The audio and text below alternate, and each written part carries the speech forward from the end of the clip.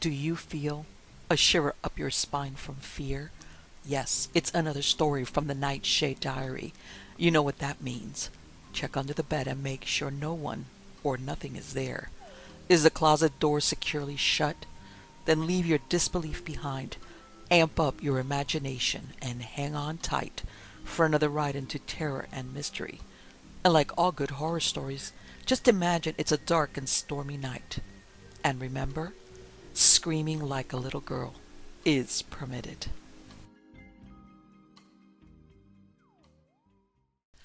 The Englishman by Guy de Maupassant. They made a circle around Judge Bermudier, who was giving his opinion of the mysterious affair that had happened at St. Cloud. For a month Paris had doted on this inexplicable crime. No one could understand it at all. Monsieur Bermutier, standing with his back to the chimney, talked about it, discussed the divers' opinions, but came to no conclusions. Many women had risen and come nearer, remaining standing with eyes fixed upon the shaven mouth of the magistrate, whence issued these grave words. They shivered and vibrated, crisped through their curious fear, through that eager, insatiable need of terror which haunts their soul, torturing them like a hunger.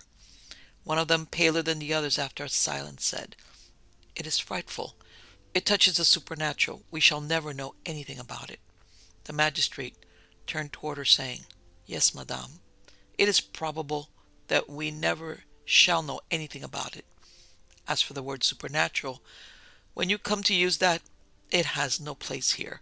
We are in the presence of a crime skillfully conceived, very skillfully executed, and so well enveloped in mystery that we cannot separate the impenetrable circumstances which surround it. But once in my life I had to follow an affair which seemed truly to be mixed up with something very unusual. However, it was necessary to give it up, as there was no means of explaining it." Many of the ladies called out at the same time, so quickly that their voices sounded as one. "Oh, tell us about it." Monsieur Bermutier smiled gravely, as judges should, and replied, "You must not suppose for an instant that I at least believe there was anything superhuman in the adventure. I believe only in normal causes, and if in place of using the word supernatural to express what we cannot comprehend, we should simply use the word inexplicable, it would be much better. In any case, the surrounding circumstances in the affair I am going to relate to you, as well as the preparatory circumstances, have affected me much. Here are the facts. I was then the judge at instruction of Horacio, a little white town lying on the border of an admirable gulf that was surrounded on all sides by high mountains. What I particularly had to look after there were the affairs of vendetta. Some of them were superb, as dramatic as possible, ferocious and heroic. We find there the most beautiful subjects of vengeance that one could dream of. Hatred a century old, appeased for a moment but never extinguished. Abominable plots, assassinations becoming massacres, and almost glorious battles. For 2 years I heard of nothing but the price of blood, of the terribly prejudiced Corsican who is bound to avenge all injury upon the person of him who is the cause of it, or upon his nearest descendants. I saw old men and infants, cousins, with their throats cut, and my head was full of these stories. One day we learned that an Englishman had rented for some years a little villa at the end of the Gulf. He had brought with him a French domestic picked up at Marseille on the way. Soon everybody was occupied with this singular person, who lived alone in his house, only going out to hunt and fish. He spoke to no one, never came to the town, and every morning practiced shooting with a pistol and a rifle for an hour or two. Some legends about him were abroad. They pretended that he was a high personage fled from his own country for political reasons. Then they affirmed that he was concealing himself after having committed a frightful crime. They even cited some of the particularly horrible details. In my capacity of judge, I wished to get some information about this man, but it was impossible to learn anything. He called himself Sir John Rowell. I contented myself with watching him closely, although in reality there seemed nothing to suspect regarding him. Nevertheless, as rumors on his account continued, grew, and became general, I tried to see this stranger myself. For this purpose began to hunt regularly in the neighborhood of his property. I waited long for an occasion, It finally came in the form of a partridge, which I shot and killed before the very nose of the Englishman. My dog brought it to me, but immediately taking it, I went and begged Sir John Rowell to accept the dead bird, excusing myself for intrusion. He was a tall man with red hair and red beard, very large, a sort of placid, polite Hercules. He had none of the so-called British haughtiness, and heartily thanked me for the delicacy of French, with a beyond-the-channel accent. At the end of a month, we had chatted together 5 or 6 times. Finally, one evening, as I was passing by his door, I perceived him astride a chair in the garden, smoking his pipe.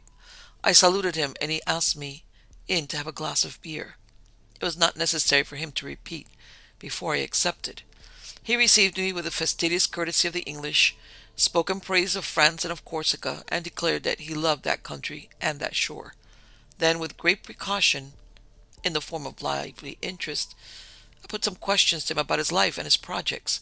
He responded without embarrassment and told me that he had traveled much, in Africa, in the Indies, and in America. He added, laughing, "I have had many adventures, oh yes." I began to talk about hunting, and he gave me many curious details of hunting the hippopotamus, the tiger, the elephant, and even of hunting the gorilla. I said, "All these animals are very formidable." He laughed. "Oh no, the worst animal is man." Then he began to laugh, with a hearty laugh of a big contented Englishman. He continued, "I have often hunted man also." He spoke of weapons, and asked me to go into his house to see his guns of various makes and kinds. His drawing room was hung in black silk embroidered with gold. There were great yellow flowers running over the somber stuff, shining like fire. "It is Japanese cloth," he said. But in the middle of a large panel, a strange thing attracted my eye. Upon a square of red velvet, a black object was attached.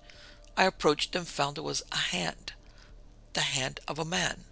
Not a skeleton hand, white and characteristic, but a black desiccated hand, with yellow joints, with the muscles bare, and on them traces of old blood, of blood that seemed like a scale, over the bones sharply cut off at about the middle of the forearm, as if with a blow of a hatchet. About the wrist was an enormous iron chain riveted, soldered to this unclean member, attaching it to the wall by a ring sufficiently strong to hold an elephant. I asked, "What is that?" The Englishman responded tranquilly, "It belonged to my worst enemy. It came from America. It was broken with a saber, cut off with a sharp stone, and dried in the sun for 8 days. Oh, very good for me, that was." I touched the human relic, which must have belonged to a colossus. The fingers were moderately long and attached by enormous tendons that held the straps of skin in place. This dried hand was frightful to see, making one think naturally of the vengeance of a savage. I said, "This man must have been very strong." With a gentleness the Englishman answered, "Oh yes, but I was stronger than he. I put this chain on him to hold him." I thought he spoke in jest and replied, "The chain is useless now that the hand cannot escape." Sir John Rowell replied gravely, "It always wishes to escape. The chain is necessary." With a rapid questioning glance I asked myself, "Is he mad? Or is that an unpleasant joke?" But the face remained impenetrable. Tranquil and friendly, I spoke of other things and admired the guns. Nevertheless, I noticed 3 loaded revolvers on the pieces of furniture, as if this man lived in constant fear of attack. I went there many times after that. Then for some time I did not go. We had become accustomed to his presence, and he had become indifferent to us. A whole year slipped away. Then one morning toward the end of November, my domestic awoke me with the announcement that Sir John Rowell had been assassinated in the night. A half hour later I entered the Englishman's house with the central commissary and the captain of police. The servant, lost in despair, was weeping at the door. I suspected him at first, but afterward found that he was innocent. The guilty one could never be found. Upon entering Sir John's drawing room, I perceived his dead body stretched out upon its back in the middle of the room. His waistcoat was torn, a sleeve was hanging, and it was evident that a terrible struggle had taken place. The Englishman had been strangled. His frightfully black and swollen face seemed to express an abominable fear, and he held something between his set teeth, and his neck, pierced with 5 holes apparently done with a pointed iron, was covered with blood. A doctor joined us. He examined closely the prints of fingers in the flesh and pronounced these strange words. One would think he had been strangled by a skeleton. A shiver ran down my back, and I cast my eyes to the place in the wall where I had seen the horrible torn-off hand. It was no longer there. The chain was broken and hanging. Then I bent over the dead man and found in his mouth a piece of one of the fingers of the missing hand, cut off, or rather sawed off, by the teeth exactly at the second joint. Then they tried to collect evidence. They could find nothing. No door had been forced, no window opened, or piece of furniture moved. The two watchdogs on the premises had not been aroused. Here, in a few words, is the disposition of the servant. For a month, his master had seemed agitated. He had received many letters which he had burned immediately. Often, taking a whip in anger which seemed like dementia, he had struck in fury, his dried hand fastened to the wall, and taken, one knew not how, at the moment of a crime. He had retired late and shut himself in with care. He always carried arms. Often in the night he talked out loud, as if he were quarreling with someone. On that night, however, there had been no noise, and it was only on coming to open the windows that the servant had found Sir John assassinated. He suspected no one. I communicated what I knew of the death to the magistrates and public officers, and they made minute inquiries upon the whole island. They discovered nothing. One night, 3 months after the crime, I had a frightful nightmare. It seemed to me that I saw that hand, that horrible hand, running like a scorpion or a spider along my curtains and my walls. 3 times I awoke, 3 times I fell asleep, and again I saw that hideous relic galloping about my room, moving its fingers like paws. The next day they brought it to me, found in the cemetery upon the tomb where Sir John Rowell was interred, for I had not been able to find his family. The index finger was missing. This, ladies, is my story. I know no more about it. The ladies were terrified, pale, and shivering. One of them cried, "But that is not the end, for there was no explanation. We cannot sleep if you do not tell us what was your idea of the reason of it all." The magistrate smiled with severity and answered, "Oh, certainly, ladies, but it will spoil all your terrible dreams. I simply think that the legitimate proprietor of the hand was not dead, and that he came for it with the one that remained to him. But I was never able to find out how he did it. It was one kind of revenge." One of the women murmured, "No, it could not be thus." And the judge of information, smiling, still concluded, "I told you in the beginning that my explanation would not satisfy you." The Feather Pillow by Horacio Quirago.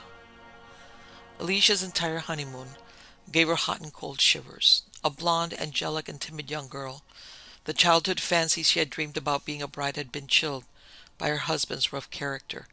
She loved him very much, nonetheless, although sometimes she gave a light shudder when, as they returned home through the streets together at night, she cast furtive glances at the impressive stature of her Jordan, who had been silent for an hour. He for his part loved her profoundly, but never let it be seen.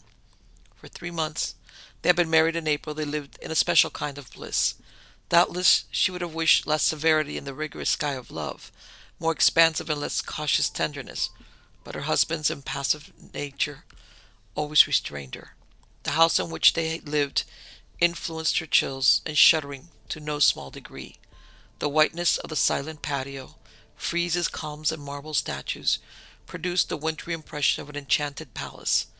Inside the glacial brilliance of stucco, the completely bare walls affirmed the sensation of unpleasant coldness.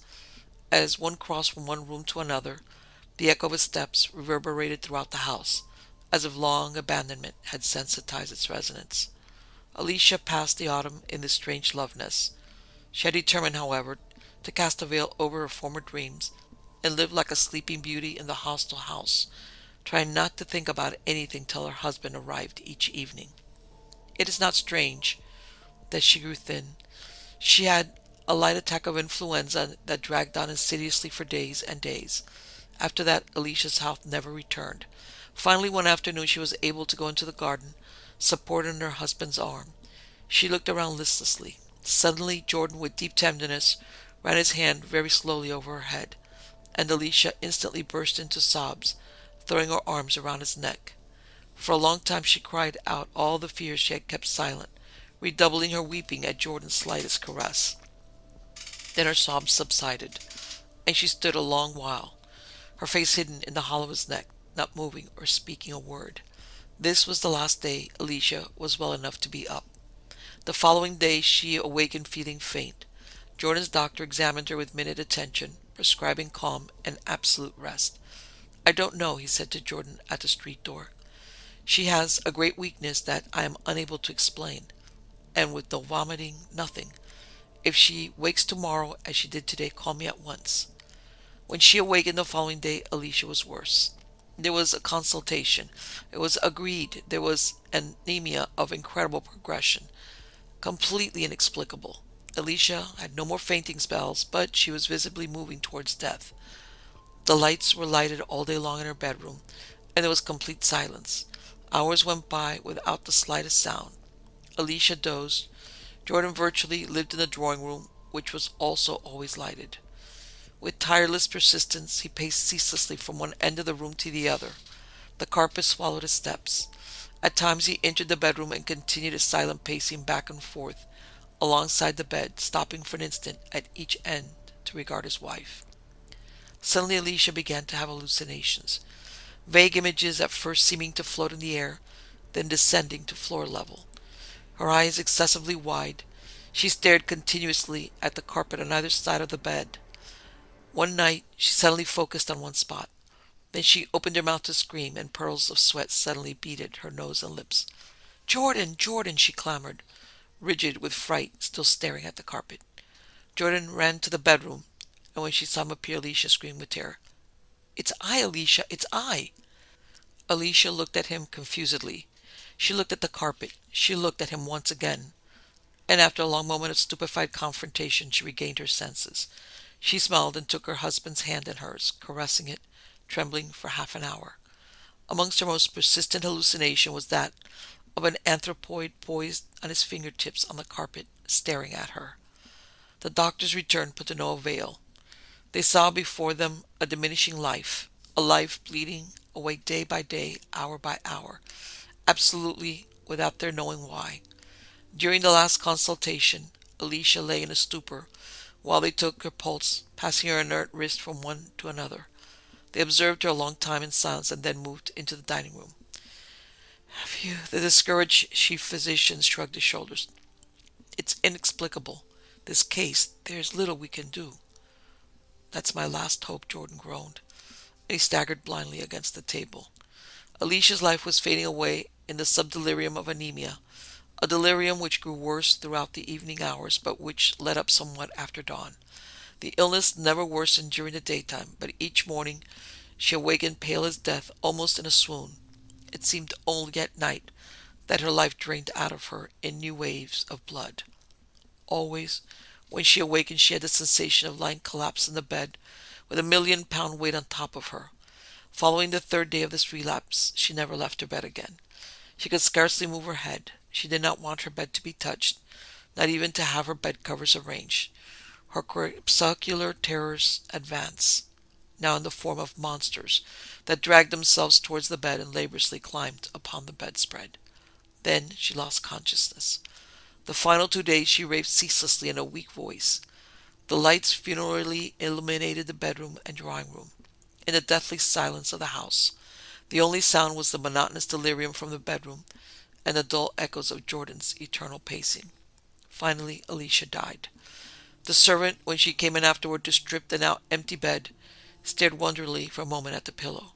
"Sir," she called to Jordan in a low voice, "there are stains on the pillow that look like blood." Jordan approached rapidly and bent over the pillow. Truly on the case on both sides of the hollow left by Alicia's head were 2 small dark spots. "They look like punctures," the servant murmured after a moment of motionless observation. "Hold it up to the light," Jordan told her. The servant raised the pillow, but immediately dropped it and stood staring at it, livid and trembling. Without knowing why, Jordan felt the hair rise in the back of his neck. "What is it?" he murmured in a hoarse voice. "It's very heavy," the servant whispered, still trembling. Jordan picked it up. It was extraordinarily heavy. He carried it out of the room, and on the dining room he ripped open the case and the tickling with a slash. The top feathers floated away, and the servant, her mouth open wide, gave a scream of horror and covered her face with clenched fists. In the bottom of the pillowcase, among the feathers, slowly moving its hairy legs, was a monstrous animal, a living, viscous ball. It was so swollen one could barely make out its mouth. Night after night, since Alicia had taken to her bed, this abomination had stealthily applied its mouth, its proboscis, one might better say, to the girl's temples, sucking her blood. The puncture was scarcely perceptible. The daily plumping of the pillow had doubtlessly at first impeded its progress, but as soon as the girl could no longer move, the suction became prodigious. In 5 days, in 5 nights, the monster had drained Alicia's life away. These parasites of feathered creatures, diminutive in their habitual environments, reach enormous proportions under certain circumstances. Human blood seems particularly favorable to them, and it is not rare to encounter them in feather pillows.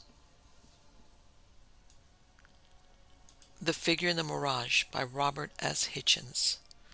On a windy night of spring I sat by a great fire that had been built by Moors on a plain of Morocco under the shadow of a white city, and talked with a fellow countryman, stranger to me till that day. We had met in the morning in a filthy alley of the town, and had foregathered. He was a wanderer for pleasure like myself, and learning that he was staying in a dreary hostelry haunted by fever, I invited him to dine in my camp and to pass the night in one of the small peaked tents that served me and my Moorish attendants as home. He consented gladly.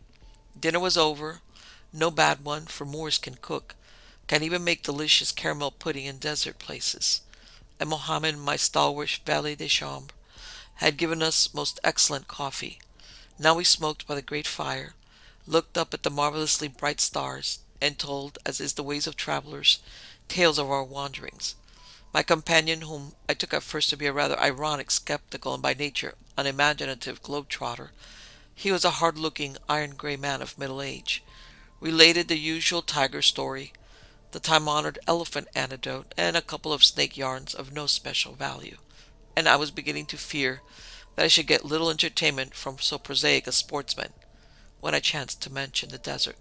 "Ah," said my guest, taking his pipe from his mouth, "the desert is the strangest thing in nature, as woman is the strangest thing in human nature, and when you get them together, desert and woman, by Jove."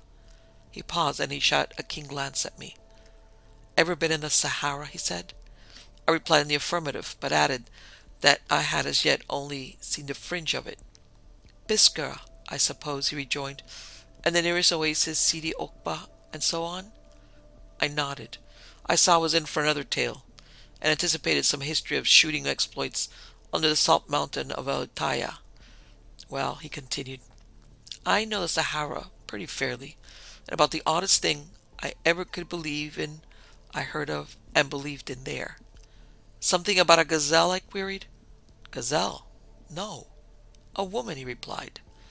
As he spoke, a Moor glided out of the windy darkness and threw an armful of dry reeds on the fire. The fire flared up vehemently, and I saw that the face of my companion had changed. The hardness of it was smoothed away. Some memory that held its romance sat with him. "A woman," he repeated, knocking the ashes out of his pipe almost sentimentally. "More than that. A Frenchwoman of Paris, with the nameless charm, the chic, the... But I'll tell you. Some years ago, 3 Parisians, a man, his wife, and her unmarried sister, a girl of 18, with an angel and a devil in her dark beauty, came to a great resolve. They decided that they were tired of the Francais, sick of the Bois, bored to death with the boulevards, that they wanted to see for themselves the famous French colonies which were forever being talked about in the chamber. They determined to travel. No sooner was the determination come to than they were off. Hotel de Colonies, Marseille, steamboat Le General Chancy. 5 o'clock on a splendid sunny afternoon, Algiers with its terraces, its white villas, its palm trees, and its Safis. "But," I began. He foresaw my objection. "There were Safis, and that's the point of my story. Some fete was out in the town. All our Parisians were there. All the African troops were out. Zouaves, chasseurs, tirailleurs. The governor went in procession to perform some ceremony and in front of his carriage rode 16 Safis, probably got in from that desert camp of theirs near El Taya. All this was long before the Tsar visited Paris, and our Parisians had never before seen the dashing Safis, had only heard of them, of their magnificent horses, their turbans and flowing Arab robes, their gorgeous figures, lustrous eyes, and diabolic horsemanship. You know how they ride. No cavalry to touch them, not even the Cossacks. Well, our French friends were struck. The unmarried sister more especially was bouleversée by these glorious demons. As they caracoled beneath the balcony on which she was leaning, she clapped her little hands in their white kid gloves and threw down a shower of roses. The falling flowers frightened the horses. They pranced, bucked, reared. One Safi, a great fellow, eyes like a desert eagle, grand aquiline no profile, on whom 3 roses had dropped, looked up, saw Mademoiselle, call her Valerie, gazing down with her great bright eyes. They were deuced fine eyes, by Jove. "You've seen her?" I asked, and flashed a smile at her with his white teeth. It was his last day in the service. He was in grand spirits. Mon Dieu, ma cadence, she sang out. Her people laughed at her. The Spahi looked at her again, not smiling. She shrank back on the balcony. Then his place was taken by the governor, small imperial chapeau de forme, evening dress, landau, and pair. Mademoiselle was désolée. Why couldn't civilized men look like Safis? Why were all Parisians commonplace? Why? Her sister and brother-in-law called her the savage worshipper, and took her down to the cafe on the terrace to dine. And all through dinner Mademoiselle talked of the beaux Safis, in the plural, with a secret reservation in her heart. After Algiers, our Parisians went by way of Constantine to Biskra. Now they saw desert for the first time, the curious iron-gray, velvety brown, and rose-pink mountains, the nomadic Arabs camping in their earth-colored tents patched with rags, the camels against the skyline, the everlasting sands, broken here and there by the deep green shadows of distant oases, where the close-growing palms, seen from far off, give to the desert almost the effect that clouds give to Cornish waters. At Biskra, Mademoiselle, oh, what she must have looked like under the mimosa trees before the Hotel de l'Oasis. "Then you've seen her," I began. Mademoiselle became enthusiastic again, and almost before they knew it, her sister and brother-in-law were committed to a desert expedition, were fitted out with the dragoman, tents, mules, the whole show, in fact, and one blazing hot day found themselves out in that sunshine.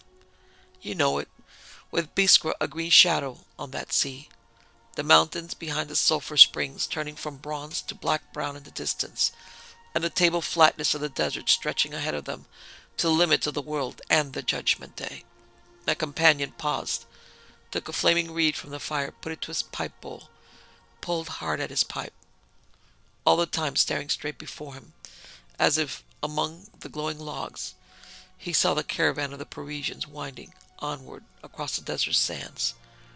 Then he turned to me, sighed, and said, "You've seen Mirage?" "Yes," I answered.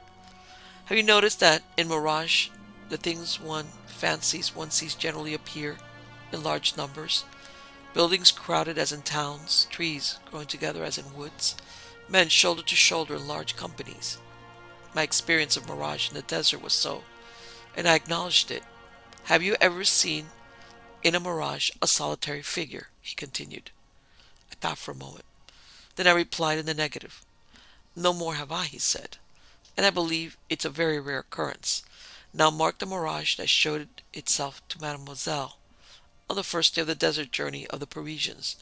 She sat on the northern verge of the oasis of Sidi Akba, late in the afternoon, as they journeyed to Har, their dragoman. He had applied for the post and got it by the desire of Mademoiselle, who admired his lithe bearing and gorgeous aplomb. Tahar suddenly pulled up his mule, pointed with his brown hand to the horizon, and said in French, 'There is Mirage, look! There is the Mirage of the great desert.' Our Parisians, filled with excitement, gazed above the pointed ears of their beasts, over the shimmering waste. There, beyond the palms of the oasis, wrapped in a mysterious hay, lay the Mirage. They looked at it in silence. Then Mademoiselle cried in her little bird's clear voice, Mirage! But surely he's real. What does Mademoiselle see? Asked Tahar quickly. Why, a sort of faint landscape, through which a man, an Arab I suppose, is riding towards Sidi. What is it? Sidi Akba. He's got something in front of him, hanging across his saddle. Her relations looked at her in amazement. I only see houses standing on the edge of water, said her sister. And I, cried the husband. Houses and water, assented Tahar. It is always so in the mirage of Sidi Akba. I see no houses, no water, cried Mademoiselle, straining her eyes. The Arab rides fast like the wind. He's in a hurry. One would think he was being pursued. Why, now he's gone. She turned to her companions. They saw still the fairy houses of the mirage standing in the haze on the edge of the fairy water. But Mademoiselle said impatiently, There's nothing at all now, only sand. Mademoiselle dreams, said Tahar. The mirage is always there. They rode forward. That night they camped near Sidi Akba. At dinner, while the stars came out, they talked of the mirage, and Mademoiselle still insisted that it was a mirage of a horseman bearing something before him on his saddle-bow, and riding as if for life. And Tahar said again, Mademoiselle dreams. As he spoke, he looked at her with a mysterious intentness, which she noticed. That night in her little camp bed, round which the desert winds blew mildly, she did indeed dream, and her dream was of the magic forms that ride on magic horses through mirage. The next day at dawn, the caravan of the Parisians went on its way, winding further into the desert. In leaving Sidi Akba, they left behind them the last traces of civilization. The French man and woman who kept the auberge and the orange garden there, today as they journeyed, a sense of deep mystery flowed upon the heart of Mademoiselle. She felt that she was a little cockle shell of a boat, which, accustomed hitherto only to the sea, now sailed upon a mighty ocean. The fear of the Sahara came upon her. My companion paused. His face was grave, almost stern. And her relations, I asked, did they feel? Haven't an idea what they felt, he answered curtly. But how do you know that, mademoiselle? You'll understand at the end of the story. As they journeyed in the sun across the endless flats, for the mountains had vanished now, and nothing broke the level of the sand, Mademoiselle's gaiety went from her. Silent was the lively, chattering tongue that knew the jargon of cities, the gossip of the plage. She was oppressed. Tahar rode close at her side. He seemed to have taken her under his special protection. Far before them rode the attendants, chanting deep love songs in the sun. The sound of those songs seemed like the sound of the great desert, singing of its wild and savage love to the heart of Mademoiselle. At first her brother-in-law and sister bantered her on her silence, but Tahar stopped them with a curious authority. The desert speaks to Mademoiselle, he said in her hearing. Let her listen. He watched her continually with his huge eyes, and she did not mind his glance, though she began to feel irritated and restless under the observation of her relations. Towards noon Tahar again described Mirage. As he pointed it out, he stared fixedly at Mademoiselle. The two other Parisians exclaimed that they saw forest trees, a running stream, a veritable oasis, where they longed to rest and eat their déjeuner. And Mademoiselle, said Tahar, what does she see? She was gazing into the distance. Her face was very pale, and for a moment she did not answer. Then she said, I see again the Arab bearing the burden before him on the saddle. He is much clearer than yesterday. I can almost see his face. She paused. She was trembling. But I cannot see what he carries. It seems to float on the wind like a robe or a woman's dress. Oh, mon Dieu, how fast he rides! She stared before her as if fascinated, and following with her eyes some rapidly moving object. Suddenly she shut her eyes. He's gone, she said. And now, Mademoiselle sees, said Tahar. She opened her eyes. Nothing. Yet the mirage is still there, he said. Valerie, cried her sister, are you mad that you see what no one else can see, and cannot see what all else see? Am I mad, Tahar? She said gravely, almost timidly, to the dragoman. And the fear of the Sahara came again upon her. Mademoiselle sees what she must, he answered. The desert speaks to the heart of Mademoiselle. That night there was no moon. Mademoiselle could not sleep. She lay in her narrow bed and thought of the figure in the mirage, while the moonbeams stole in between the tent pegs to keep her company. She thought of second sight, of phantoms, and of wraiths. Was this writing Arab, whom she alone could see, a phantom of the Sahara, mysteriously accompanying the caravan and revealing himself to her through the medium of the mirage, as if in a magic mirror? She turned restlessly upon her pillow, saw the naughty moonbeams, got up, and went swiftly to the tent door. All the desert was bathed in light. She gazed out as a mariner gazes out over the sea. She heard jackals yelping in the distance, peevish in their insomnia, and fancied their voices were the voices of desert demons. As she stood there, she thought of the figure in the mirage, and wondered if mirage ever rises at night.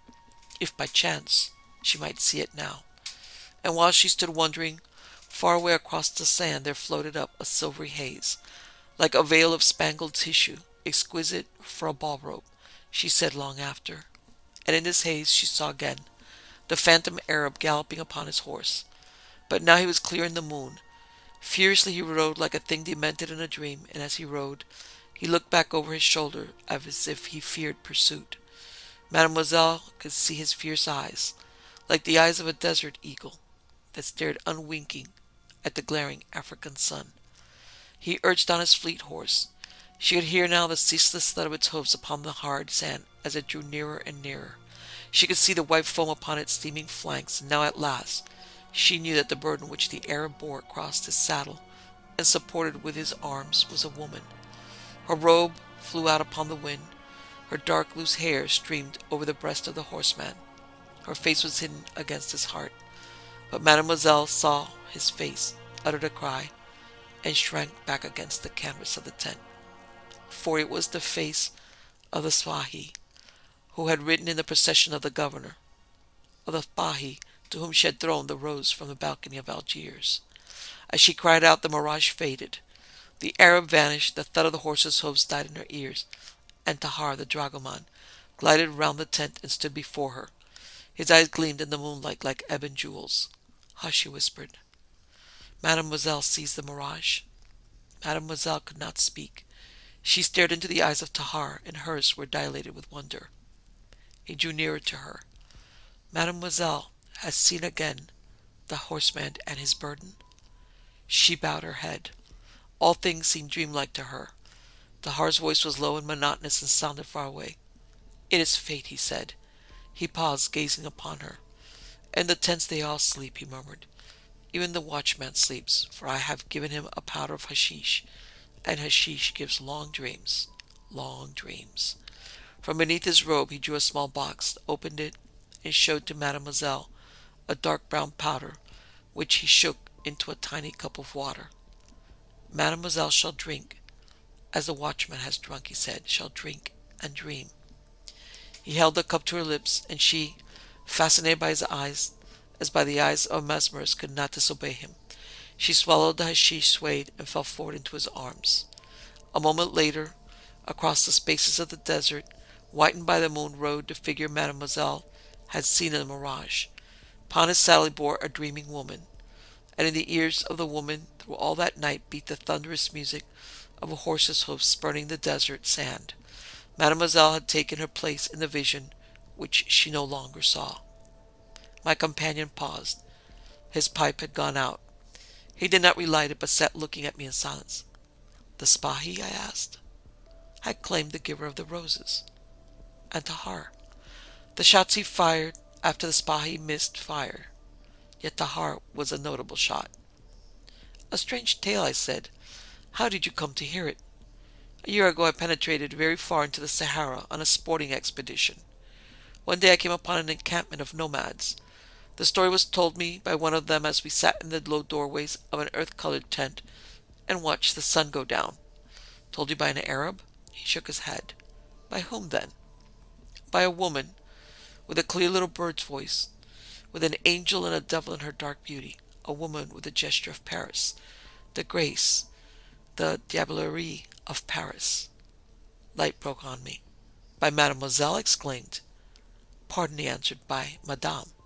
She was married to the figure in the mirage, and she was content." Content, I cried. Content with her two little dark children dancing before her in the twilight. Content with the figure of the Mirage galloping in evening across the plain, shouting an Eastern love song with a gazelle, instead of a woman, slung across a saddle-bow. Did I not say that, as the desert is the strangest thing in nature, so a woman is the strangest thing in human nature? Which heart is most mysterious? Its heart, I asked, or the heart of Mademoiselle? I give the palm to the latter. And I, he answered, taking off his wide-brimmed hat, I gave it when I saluted her as Madame before the tent door, out there in the great desert.